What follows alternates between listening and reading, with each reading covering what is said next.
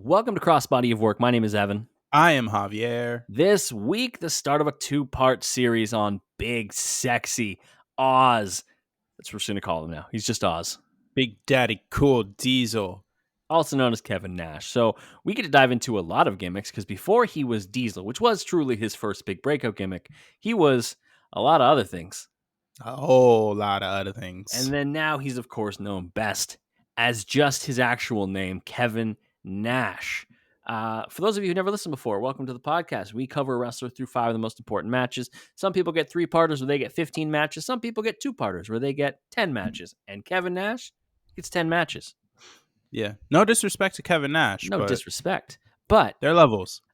When we're looking at, the 2-parter versus 3-parter debate, part of it is work rate. And I love Big Kev because cool dude, cool son of a gun. Yeah. I would love to hang out with him. His WCW run, the work rate, not there. I think we've covered like 3 or 4 of them now in while doing this podcast, and I don't think any of them have been good. There's the one good one, Outsiders versus Harlem Heat. We covered in the Harlem Heat episode. And it was a good time. I mean, was it a good time or was it a good match? Good time.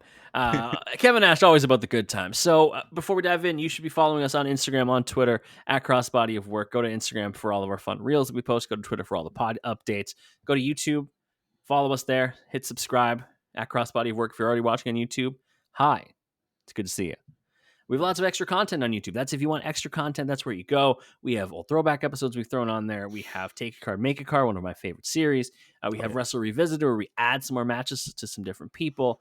We have our one match breakdown, usually really long ass matches. We dive into those. Go check all of it out at Crossbody of Work on YouTube. Yes. What do you know about Kevin Nash? I know he's big, sexy. These are both true facts. He's a cool daddy. He is a cool daddy. And I mean, look, what do I know about Kevin Nash, the person? I'm assuming he was a bouncer that became a wrestler.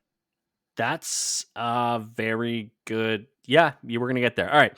So, born July 9th, 1959 in Detroit, Michigan, which explains that's my first one of those on the podcast. Won't be the last, I'm sure. Attended the University of Tennessee. Oh. Yeah, he's a volunteer. Majored in psychology and minored in educational philosophy. Did he play basketball? At the University of Tennessee, Nash was a center for the Tennessee Volunteers basketball team from 1977 to 1980, during which the team made it to the NCAA Sweet 16. Oh! Yeah, Kevin Nash played in the madness. Now, okay. Did he play? I'm not going to go look it up. Kevin Nash can tell me he played, and I'll believe him because he's cool. Or was he like, was he the Luke Cornett of the Volunteers, where he just basically plays like 5 minutes a game? Luke Cornett is closer to Michael Jordan than he is to me, than I am to Luke Cornett. All right, so shout out to Luke Cornett for that. Sure, man. Nash went to Europe and played professionally for various teams. His career actually ended in 1981 because he tore his ACL. So what did it last, like a year? A year, I think a little over a year. And then he enlisted in the army, was assigned to the 202nd Military Police Company in Gießen, West Germany, served in a secure NATO facility for 2 years, he'd be a very intimidating soldier. He's a big guy. Big boy. Went and worked in the assembly line at Ford Motor Company, which I think is like you have to do it if you're born in Detroit. Like at some point you get like a call or like a letter in the mail. It's like, you got to come work for Ford. And they go, all right. Him and Eminem. Chilling there.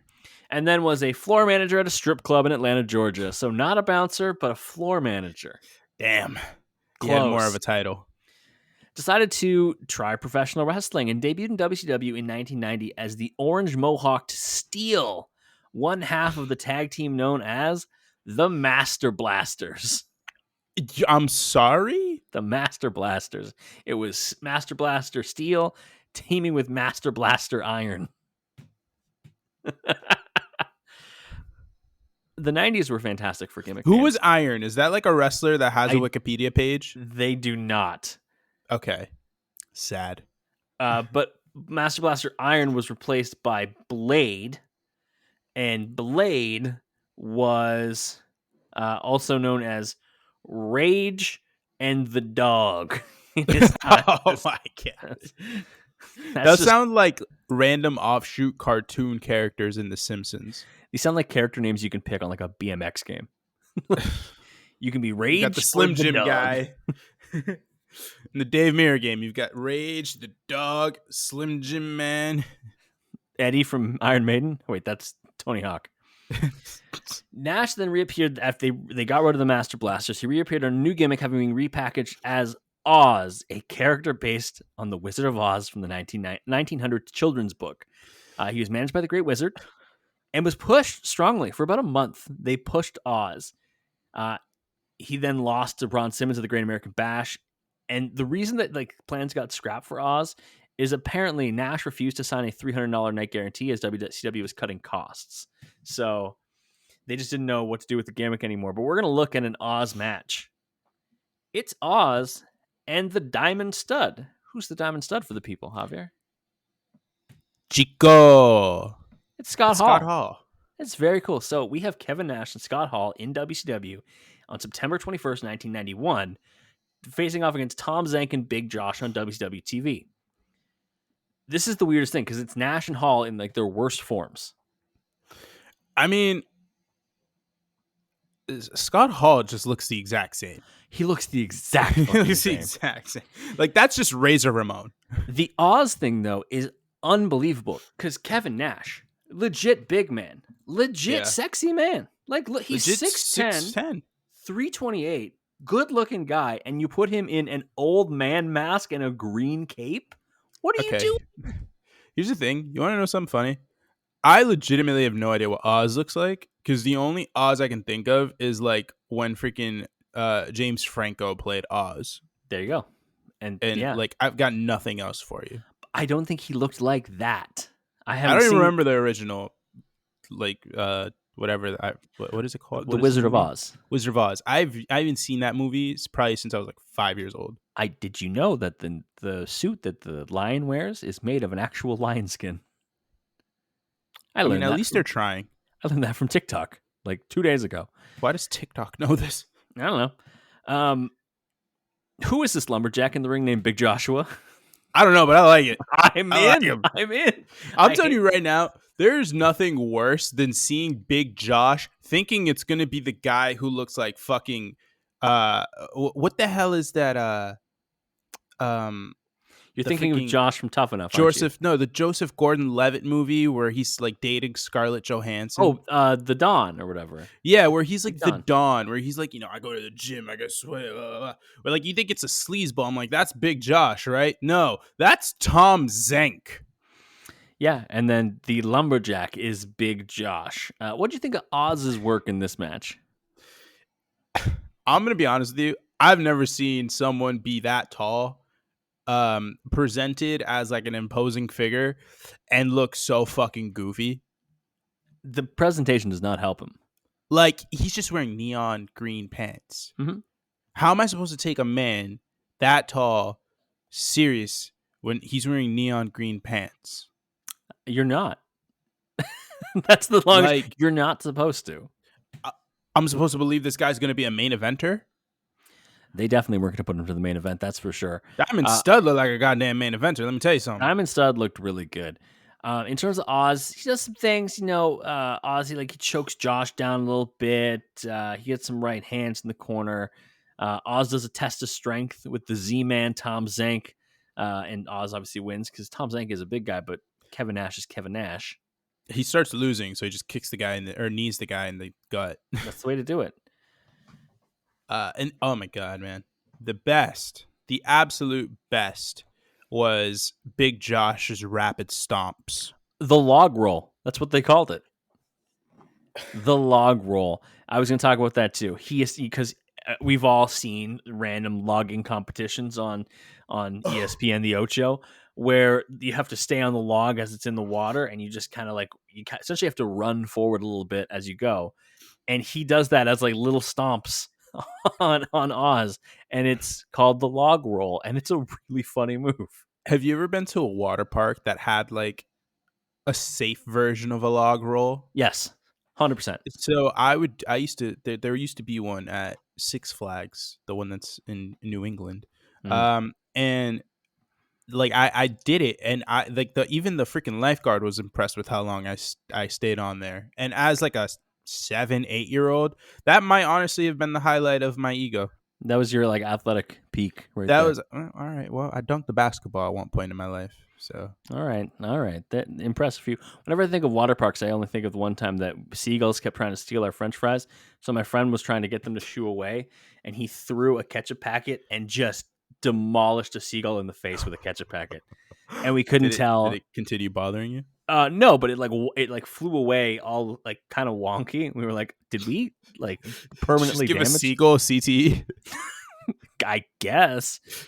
Oz knocks Zank off the top rope while the ref's distracted. We get a backbreaker by Oz and a scoop slam, standing elbow drop for 2. That's like the biggest set of offense that he does, and it looks good. He's clearly Just got big man offense. It's just he's clearly got like some chops already in the ring. Yeah, big clothesline by Stud. Oz and Stud double teamed Josh, and then they finally the baby faces are getting like a little bit of a run going. They got some advantage going. Josh is about to pin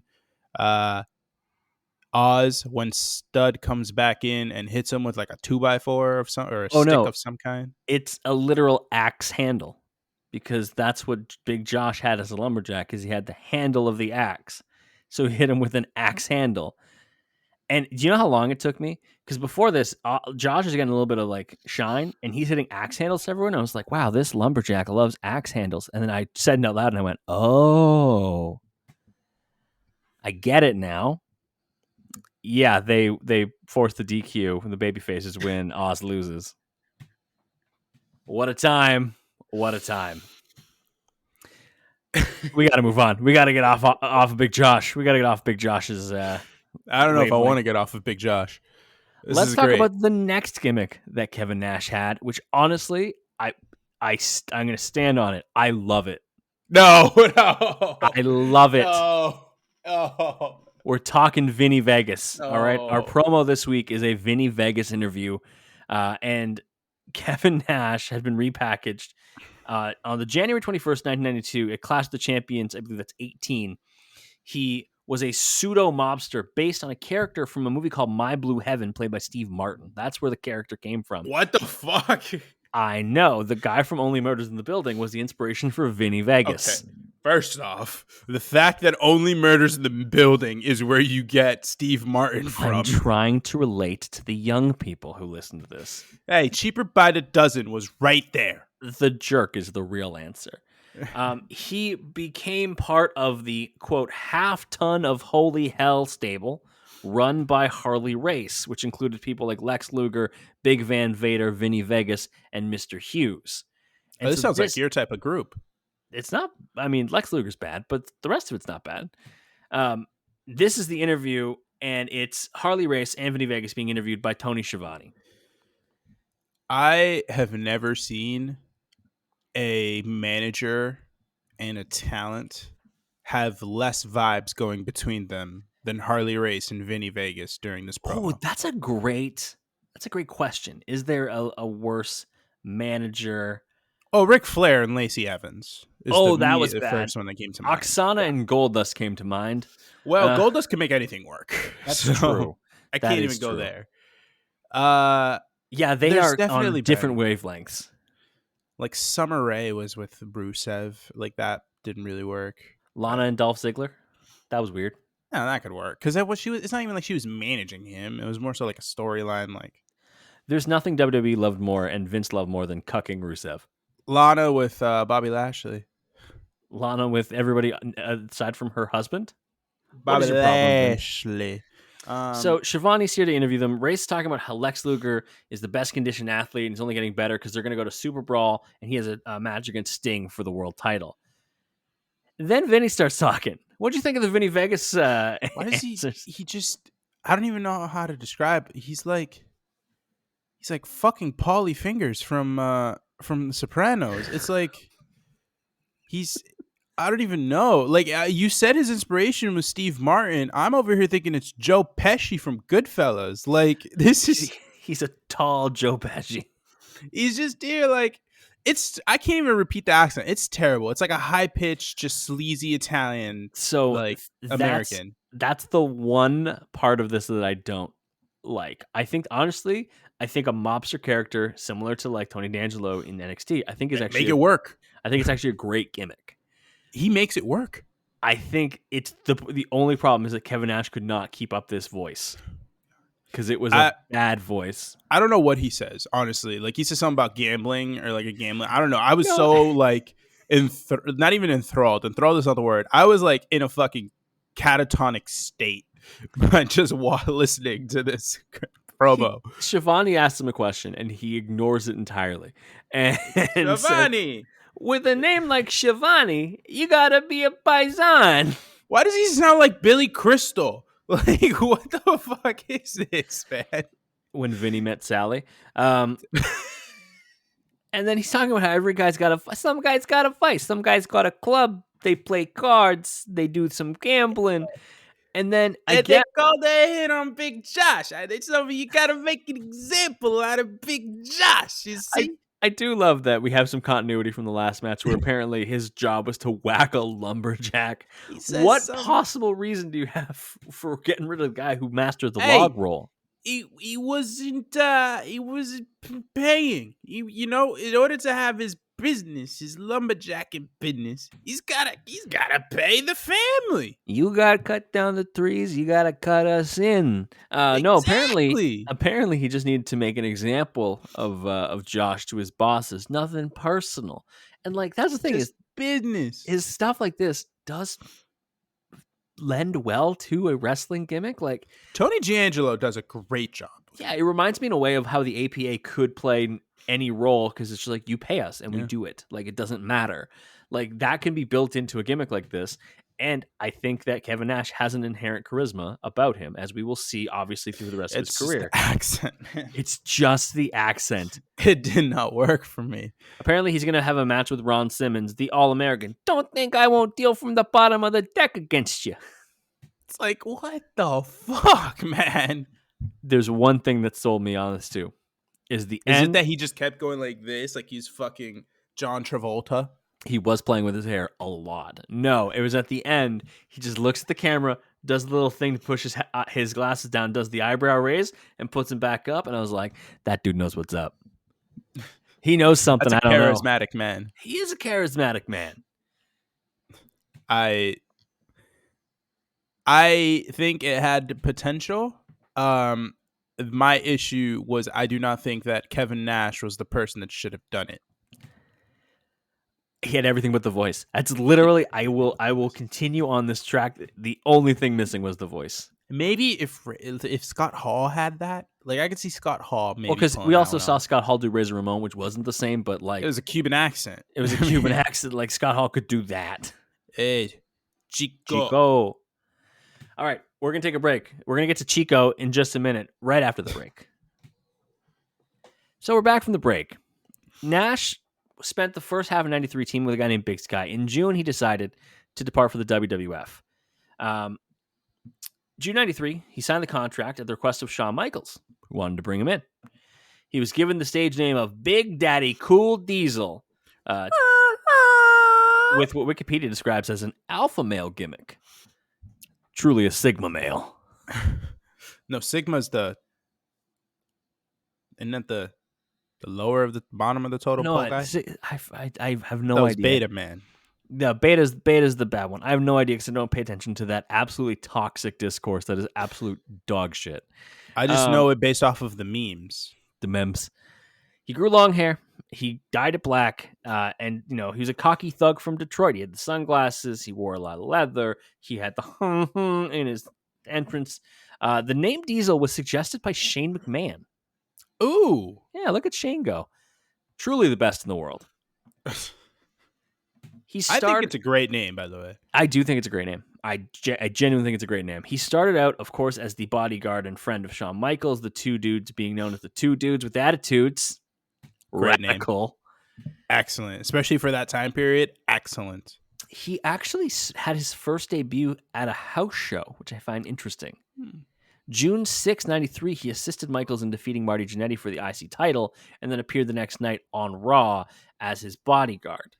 Diesel would actually win the IC title from Razor Ramon, a.k.a. Scott Hall Diamond Stud, Following interference from Michaels on the April 30th, 1994 episode of Superstars, the duo of Diesel and Michaels then defeated the Head Shrinkers to become double champions, which is very interesting. So as we go into this match, SummerSlam 1994, defending the IC title against Razor Ramon, both Nash and Michaels are double champions. They hold the gold. Shawn has the world title? I believe Shawn has the world title too.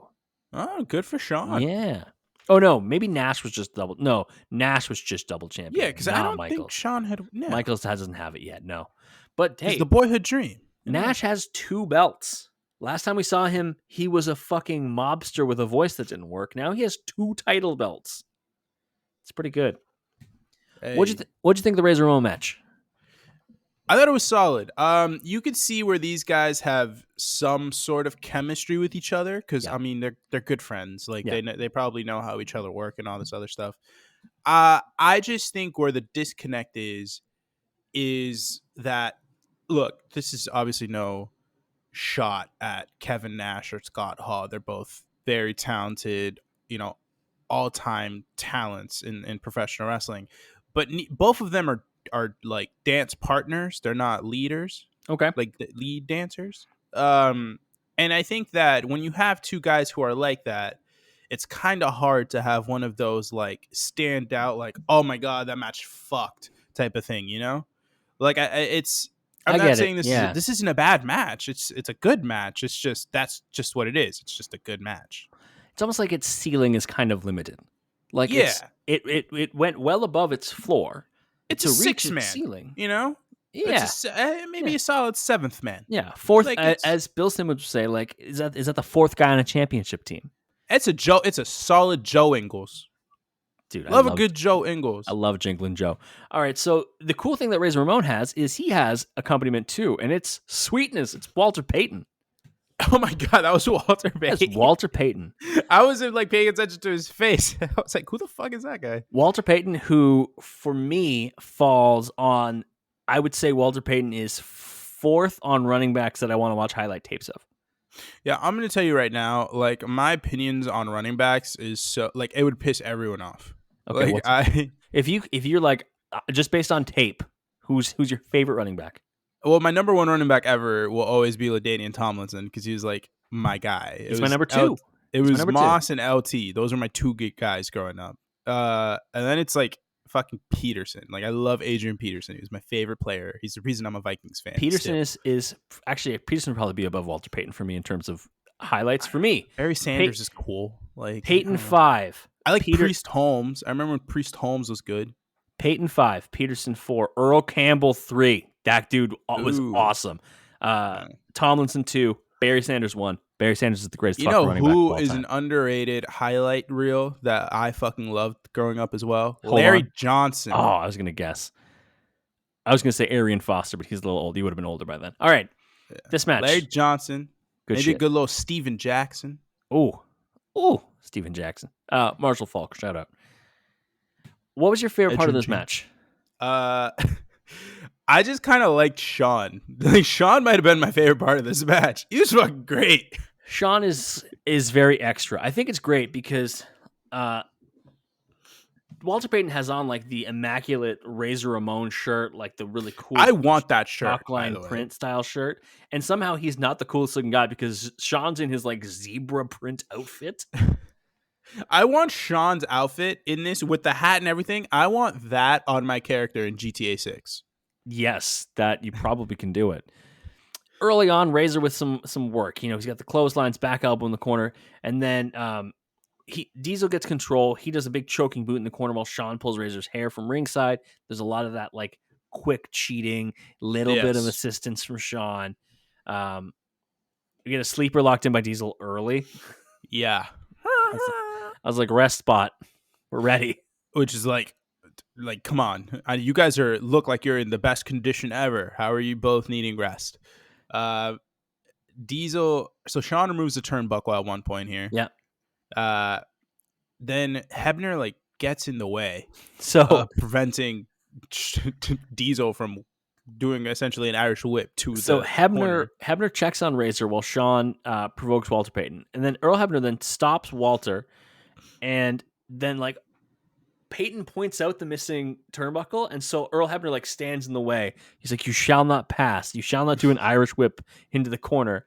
He then goes to yell at Shawn Michaels for taking the turnbuckle pad off, and Diesel just tosses Razor Ramon into the turnbuckle anyways. Yeah, it's like, and then by the way, Razor Ramon clearly landed. It was like just beneath his neck. It was where he would have hit the turnbuckle. The rest of the match, he's selling his lower back.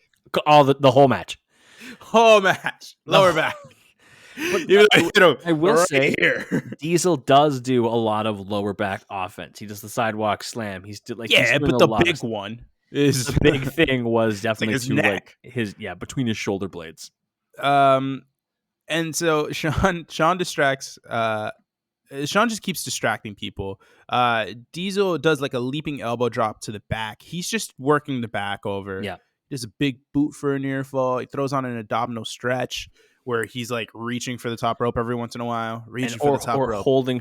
He's doing that little assistance. And he was smart because he knew Hebner was coming around the front side. So whenever Hebner made a movement, whoop. Yeah, little extra leverage.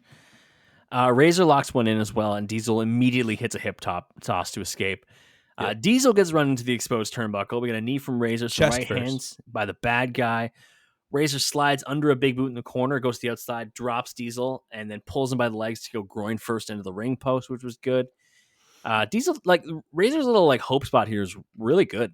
Like, yeah, I didn't realize that Scott Hall moved that fast. Maybe he just seemed fast because Diesel's obviously a big guy, but he was like moving around pretty well.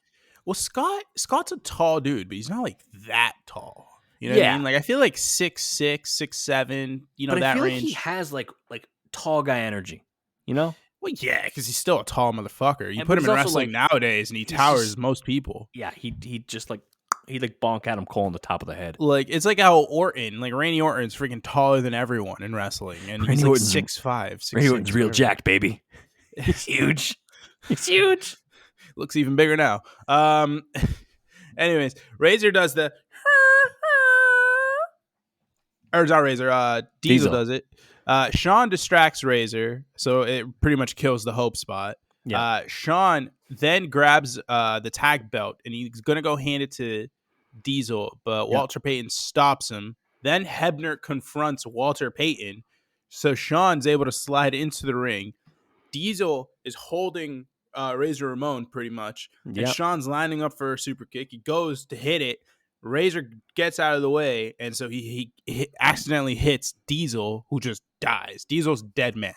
That's dunzo. Selling his boys Sweet Chin Music like it is death. Like, really putting Sean over. This match puts Sean over more than anybody else. He's selling it like Jimmy Uso sold that freaking RKO this past week. That's true. They're like fixing the mat without him. I thought that was so funny. He gets rolled out. Yeah. Razor crawls over. Walter Payton's holding Sean from getting it into the ring. 1, 2, 3. Razor picks up the win. Diesel is not pleased with Michaels as he gets to the back. Not happy. Yeah. I wonder what this leads to. It leads to them having their friendship dissolve at Survivor Series. So it goes all the way to Survivor Series. So we go another couple months. Hate to see it. Michaels accidentally super kicked him again. Diesel then chased Michaels, and despite failing to catch him, the reaction from the crowd turned Diesel babyface. On November 26, 1994, Diesel faced Bob Backlund for the WWF Championship he won from Bret Hart at that same Survivor Series and squashed him in how many seconds? Do you remember? He hits the jackknife right away and then goes right into the pin. It would have been like 6 seconds. 8. An 8-second squash. This would all lead to a match at WrestleMania 11 between old friends. Diesel defending the World Heavyweight Championship against Shawn Michaels in the not main event. Who's the main event? This is 95, right? WrestleMania 11, yeah. So that would have been the Bam Bam Lawrence Taylor. LT. Yeah. What a time. We have a lot of stars out for this match, though. So fucking many stars. Starting with somebody from a TV show that I think was so popular when it was at the time, but hasn't had a lot of like syndication since, like, or like streaming. I wonder why. Well, we know why. Jonathan Taylor Thomas from Home Improvement is here. First off, how dare you refer to him as that. He's young Simba.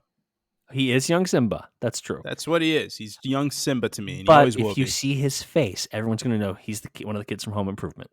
And I just can't wait to be king. And the ring announcer is Nicholas Torturo from NYPD Blue. Do you know where who that is? So he is. Have you seen The Longest Yard, like the one with Adam Sandler? Yeah. You know the guy on the team who was like, "I can play quarterback. Let me play quarterback." Yeah. That's him. Yeah. Really? That's him. Yeah. He looks so much healthier during this. I don't know how to describe. He looks freaking like shriveled up in the movie. He looks like he looks like fucking Nunzio. Like, yeah, Brucey. That's the name. He plays Brucey in The Longest Yard. Who are we gonna kill? The guards. Who are we gonna kiss? The guards. So Shawn Michaels is here. He has Sid with him. Downgrade. And Jenny McCarthy. Yikes. Another downgrade. Diesel comes out. He's got Pam Anderson with him. Well, he just turns around and it goes like this. He waves her back in, and Pam Anderson comes out. And they were talking about Pam Anderson with Shawn, and I'm like, what? I don't know what's happening here. She chose Diesel over Shawn. Also, Pam over Jenny all day, every day, especially as people. I didn't recognize who that was until they said it on commentary that it was Jenny McCarthy, and I was like, yeah. Jenny McCarthy, not even my favorite McCarthy, because that's Melissa. I don't know anything about Jenny McCarthy. If I remember correctly, Jenny McCarthy is like an anti-vaxxer and like... Yeah, well. Yeah. Pam Anderson all the way, baby! Yeah. And Queen. We respect Pam. Queen. The world did Pam wrong. She's Really? on the list of like women that society was just like awful to, and it's a long list. It's like her and Britney and Lindsay Lohan and so many others. Oh my god. The Lindsay Lohan revival for that like holiday movie a few years ago was iconic. It was real. I was in. I watched it day one. What do you think of this match? I always have like a weird relationship with this match because I can only think of the finish for it and how much it bothers me.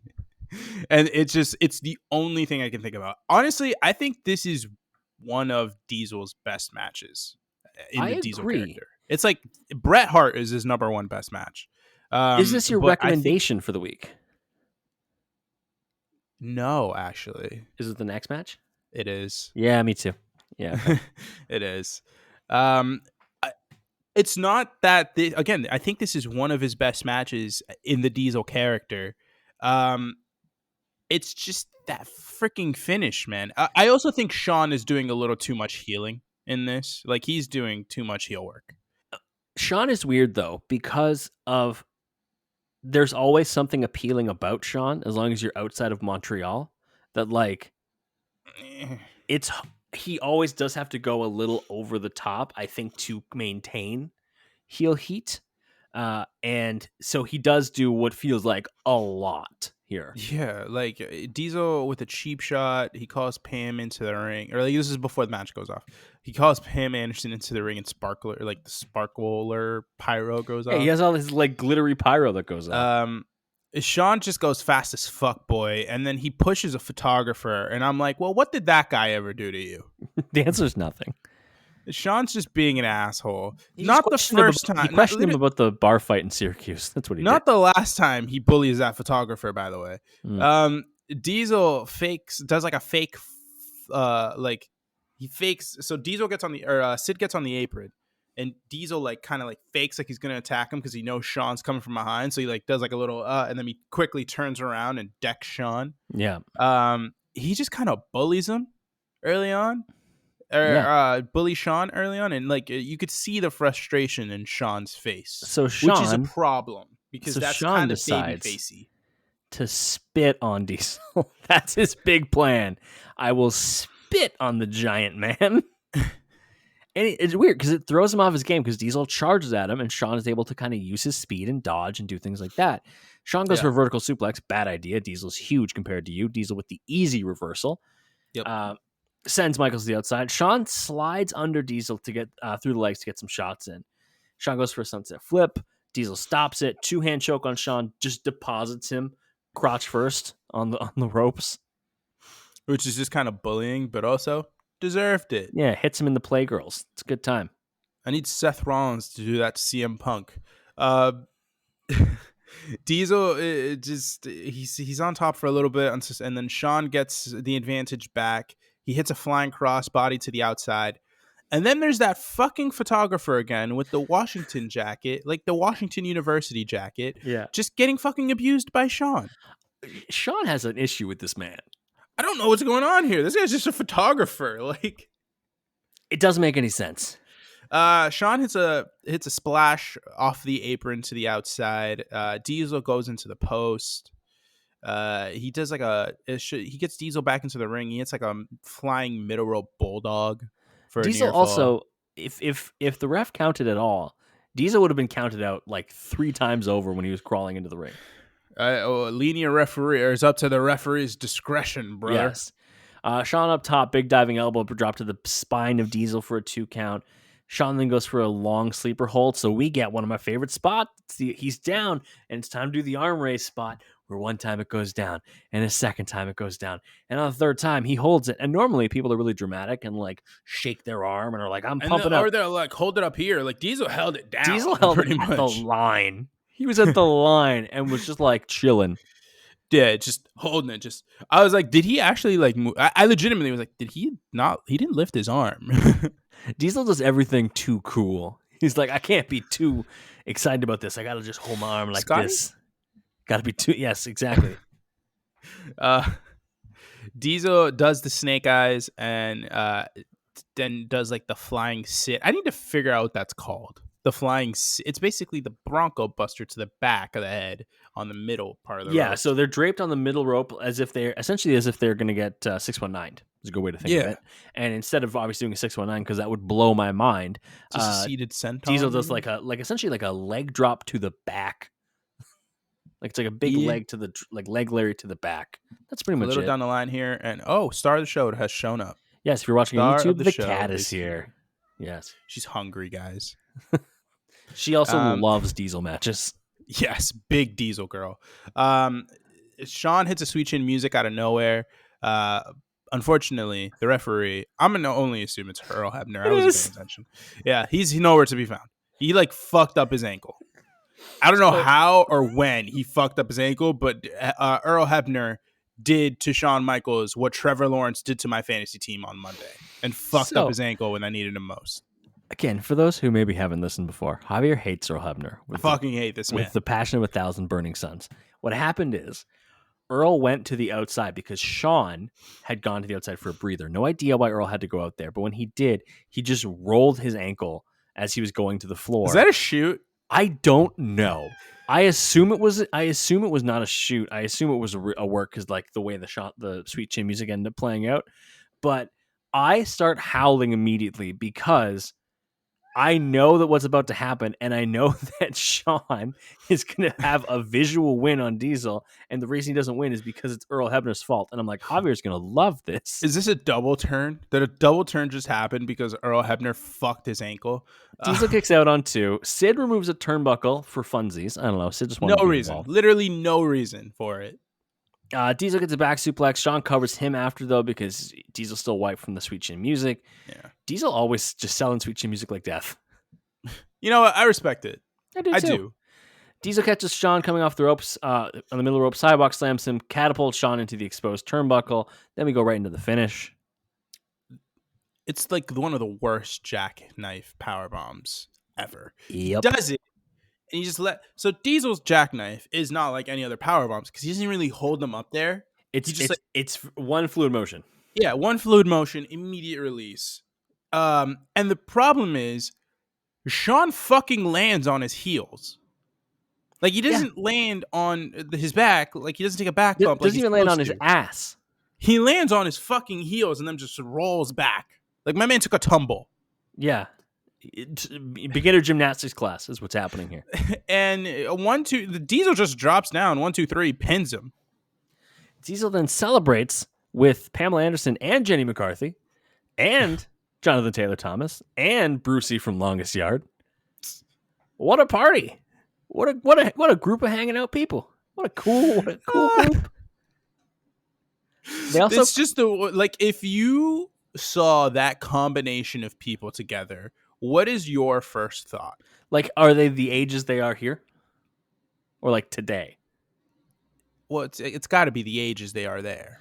My assumption is Well, actually, that do both. my assumption is that there's like if it's then is that like I've walked in some sort of like TV party because like obviously Pam was Baywatch and Jonathan Taylor Thomas and Nicholas is on NYPD Blue. I'm like, okay, this is some sort of like TV show party that I missed or somehow. Also, like, who's supervising Jonathan Taylor Thomas? Like, He's a child. why is our 52nd president not? Because he's got a president name, Jonathan Taylor Thomas. Wait, yeah, I'm pretty sure he does crack now. So No, not JTT. well, listen, the first freaking picture I saw of him as an adult was him smoking a joint. So What are you from the Dare program? You immediately are going right from he smoked a joint. So okay, here's the thing. clearly he's on It's crack. not just that he was smoking a joint. He's smoking a joint, and his fucking hairline was back here. I'm sorry, weed ain't taking your hair away, brother. Crack is.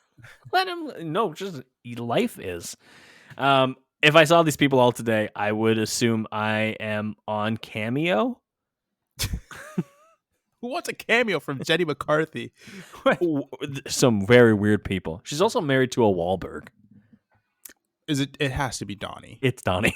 Yeah, it's not Mark. It's got to be Donnie. That's why I said a Wahlberg, not Mark Wahlberg. All right, we're going to take a break and discuss our favorite Wahlbergs. When we get back, Diesel going up against The Undertaker at WrestleMania.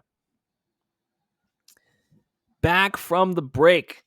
Diesel's WWF Championship reign continued until November 19th when he was defeated by whom? Who ended his reign? Is it Brett? It's Bret. Bret Hart, Survivor Series. Following loss, Diesel attacked Hart. Diesel was then the last man to be eliminated from the Royal Rumble, being super kicked over the top rope by former best friend Shawn Michaels. Following the match, Diesel teased attacking Michaels, but then gave him a high five instead, turning kinda heel. He tweened for a little. Wait, but Shawn was a babyface. Diesel was a tweener at this point. That's kind of what they presented I'm it pretty as. sure Shawn was a babyface by that point. But Shawn also was like a tweener babyface. That like it was a weird. They Well, the like whole ships. thing was the boyhood dream. There's or whatever the ships fuck. passing in the night apparently. Sure, Diesel man. went on to interfere in the main event at costing Undertaker a shot against Bret Hart.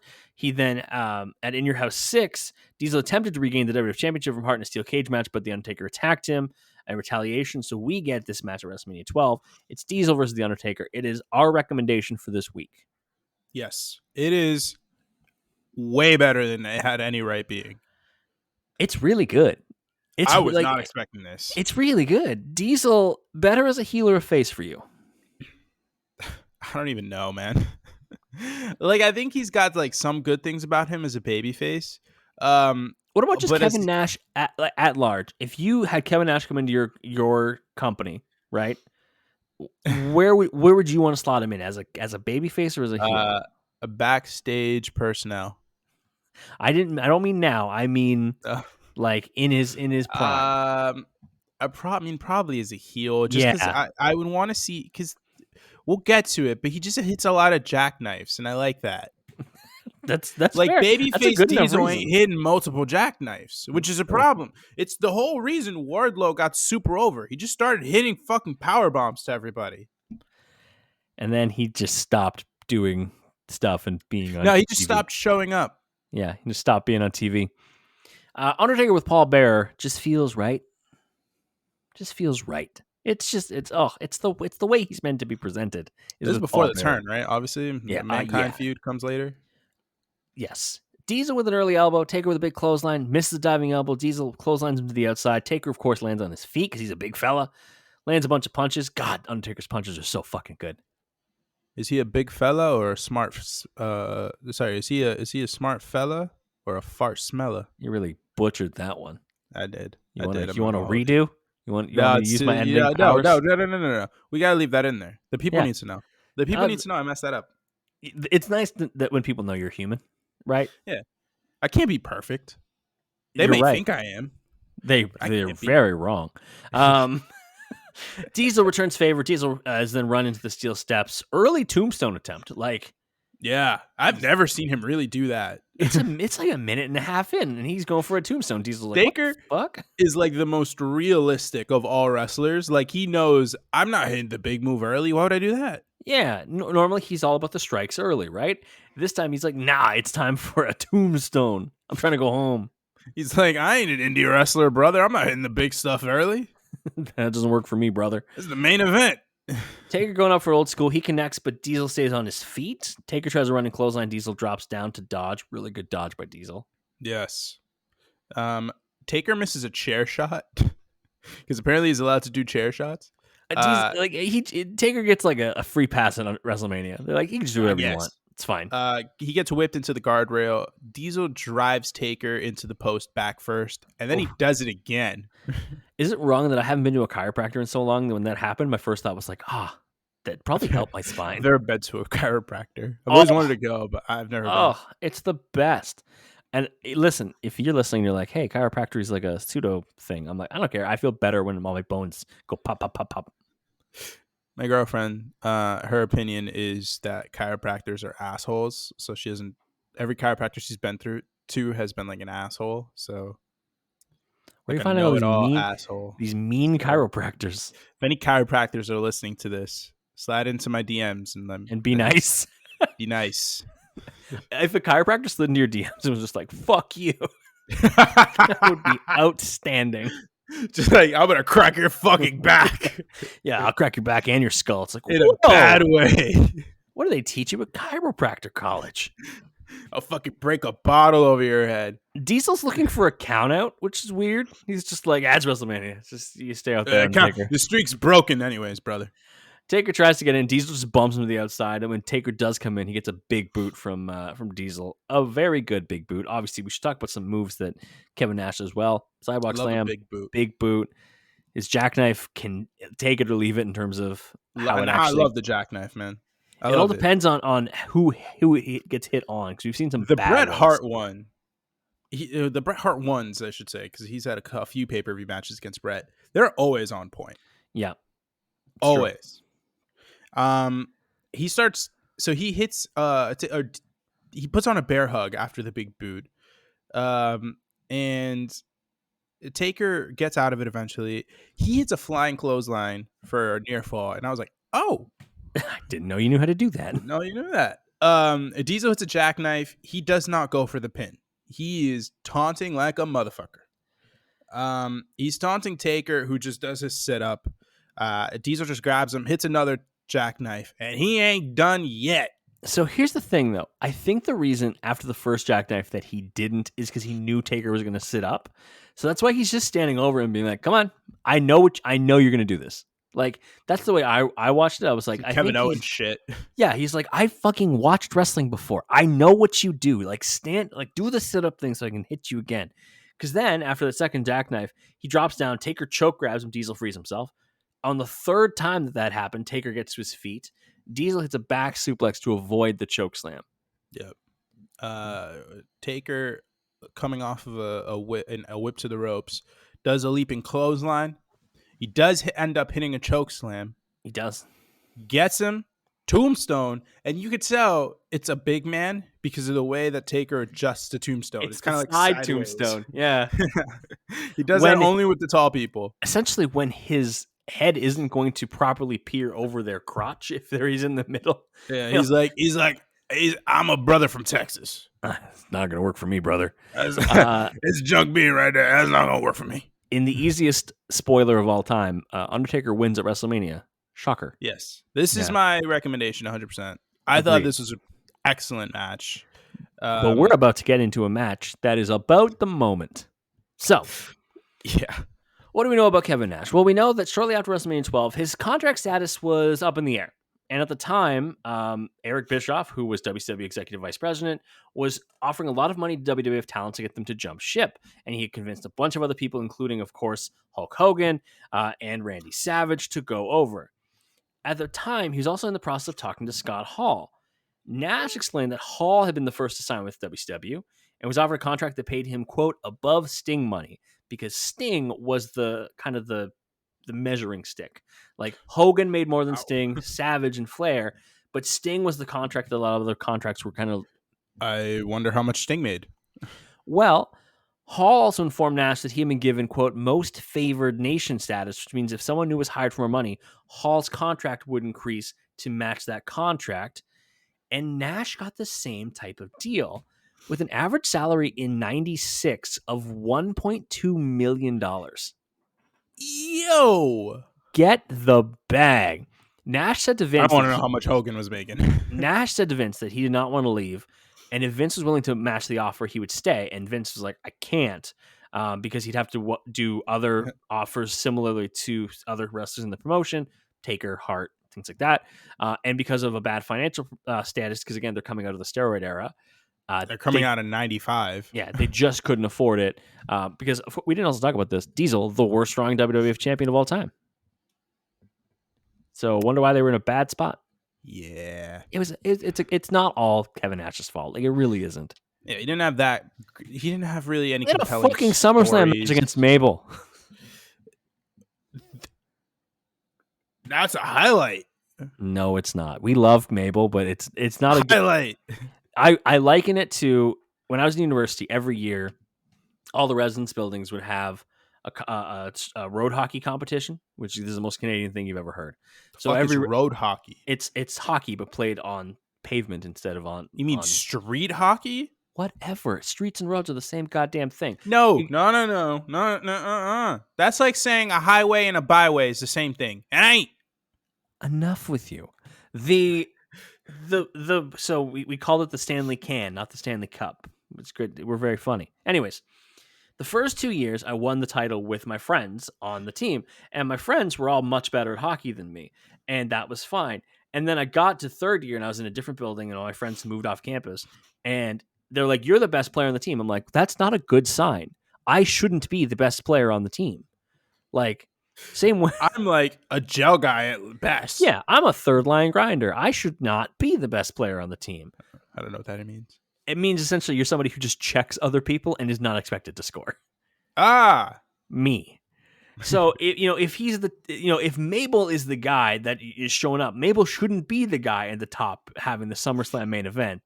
He should be the third line grinder. That was a long story to explain why Mabel should not have main evented. And that's because you interrupted my street road comparison. Anyways. Hey.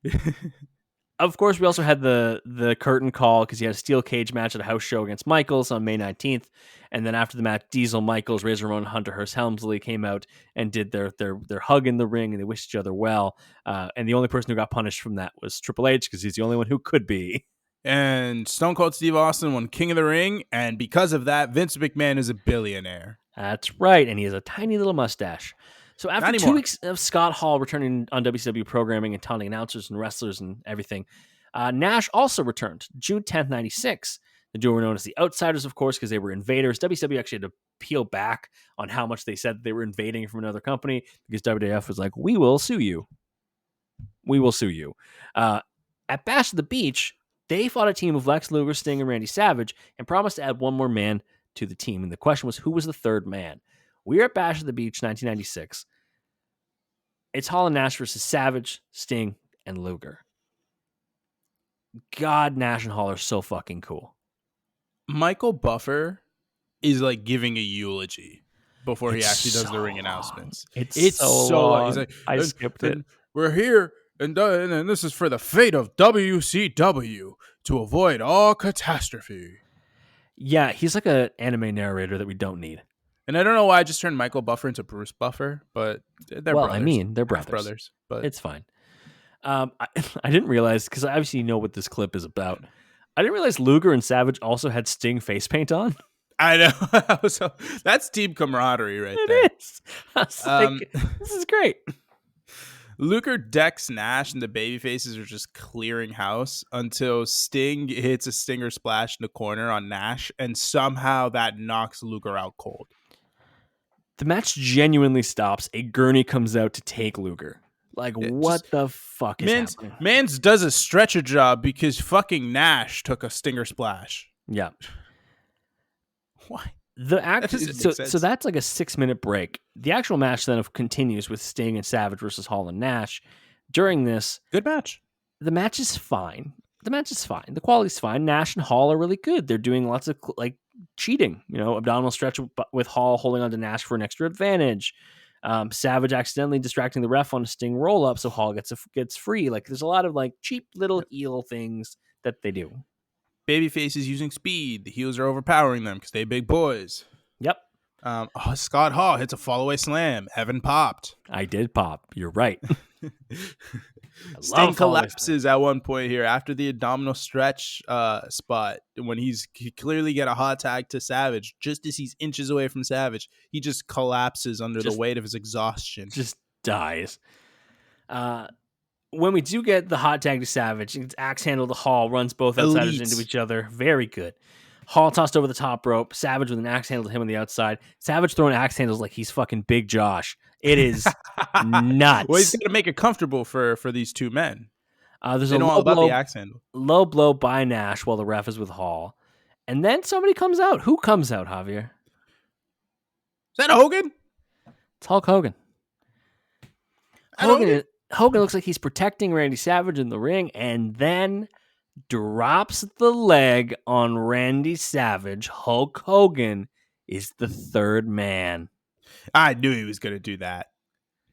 What do you mean you knew he was going to do that? I told you he was the third man. All I wrote was this was a big fucking deal. I think people know in now, when you think about it in context, yes, obviously the NWO forming was a big deal. No, it was the biggest deal. Hogan turned heel. It is not arguably, it is one of the three biggest moments in the history of pro wrestling. Just is. Yeah. It's the biggest heel regardless of country, it is. It's the biggest heel turn in wrestling. It's the biggest heel turn in wrestling. Yeah, I mean, I don't think you could have another one. What are you going to say? It's fucking Larry Zbyszko? I go Austin in what was an ill-fated heel turn. You go Larry Legend. I love that. Well, Larry Zbyszko turning on Bruno was a big deal. It was a very big deal. Again, our context for that is a lot different because it's so far removed from our fandom. Yeah, I mean, neither of us were alive by decades.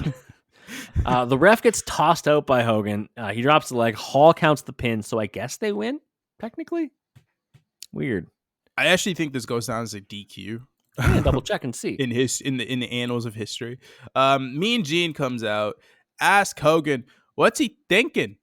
As in the background, Sting is dragging Savage out of the ring while fans fucking huck as much garbage as it can into the ring. It is qualified as a no contest.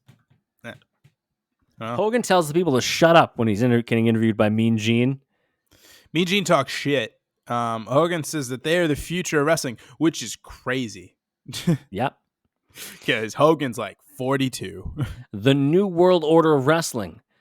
And talks about the organization up north. And who knows more about that organization up north than Hogan, brother? He made that organization a monster. He made the money. And I'm like, that's all Billionaire true. Ted promised me movies. He promised me He promised me millions.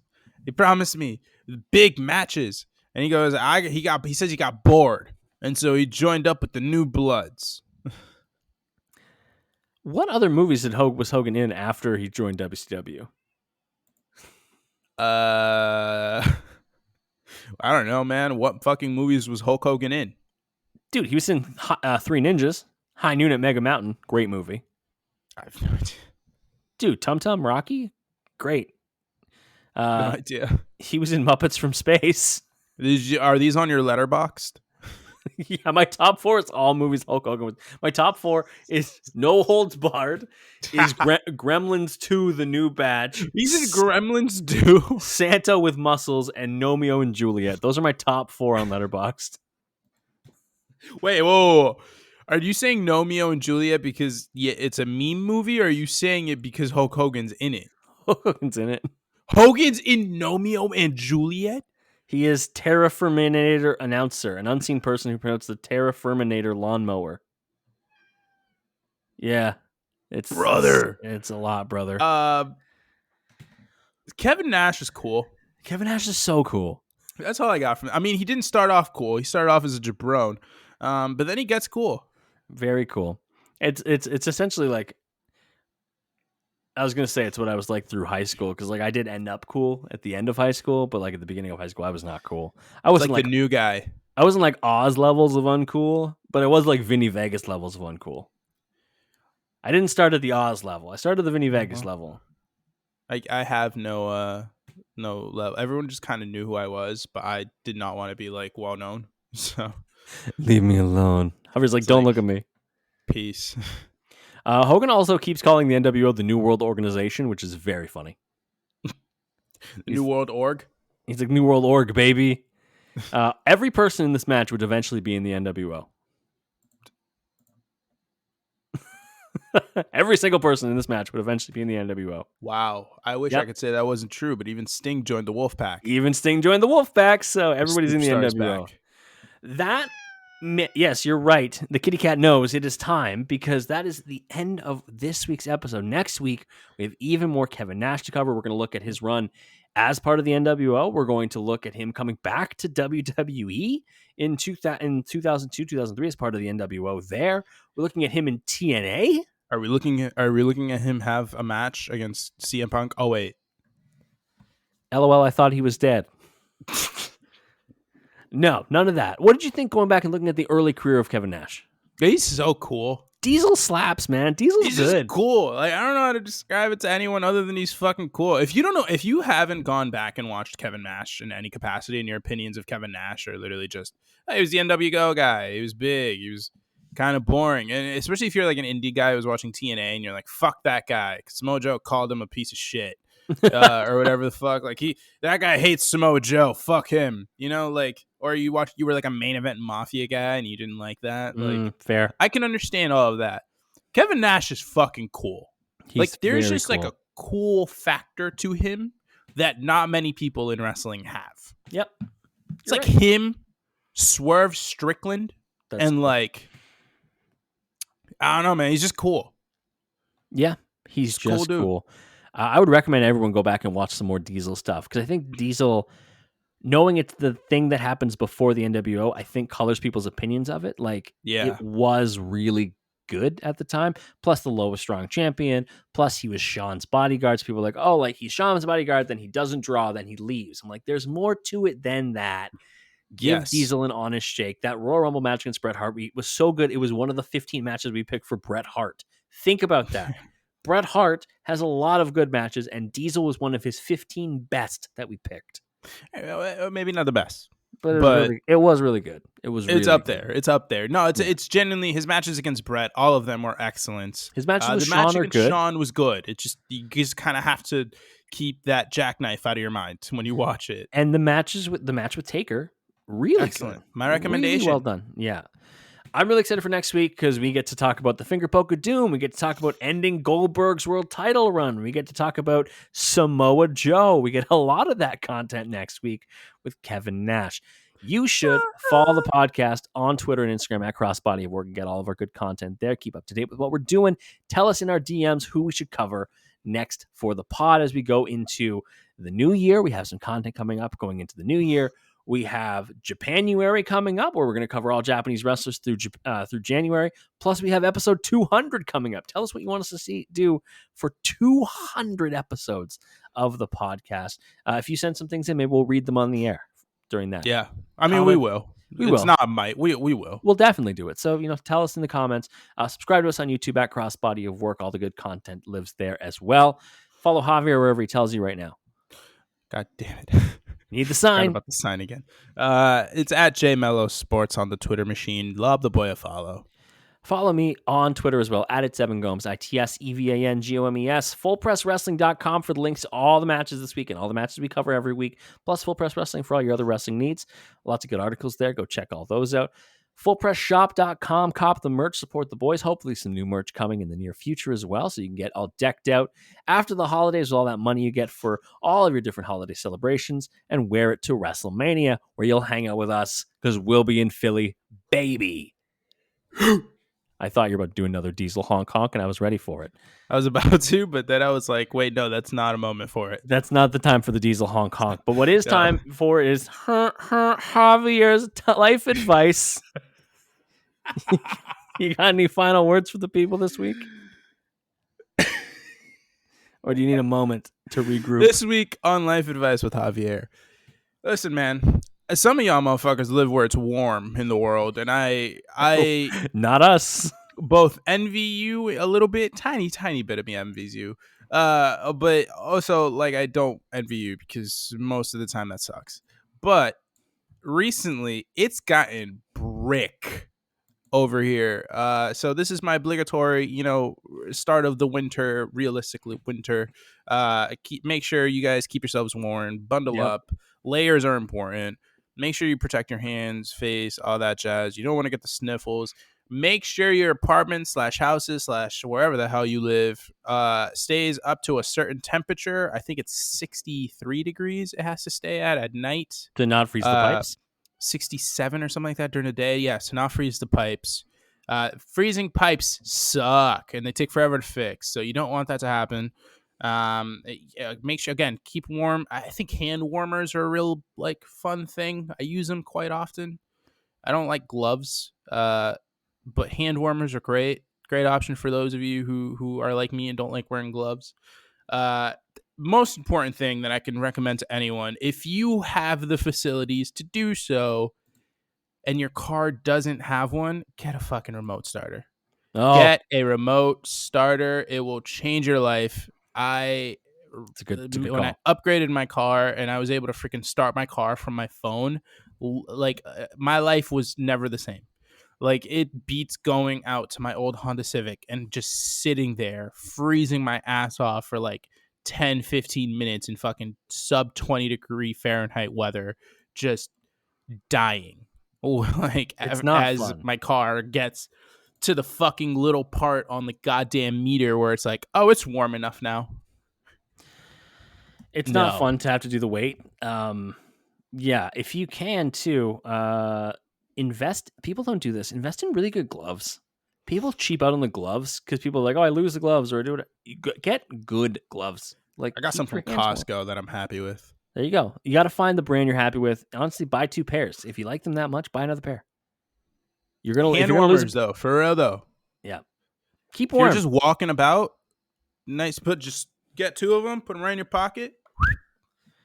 You're all set. Chilling. Same way we're all set. After covering Kevin Nash this week, we're back next week with more Kevin Nash. We'll talk to you then.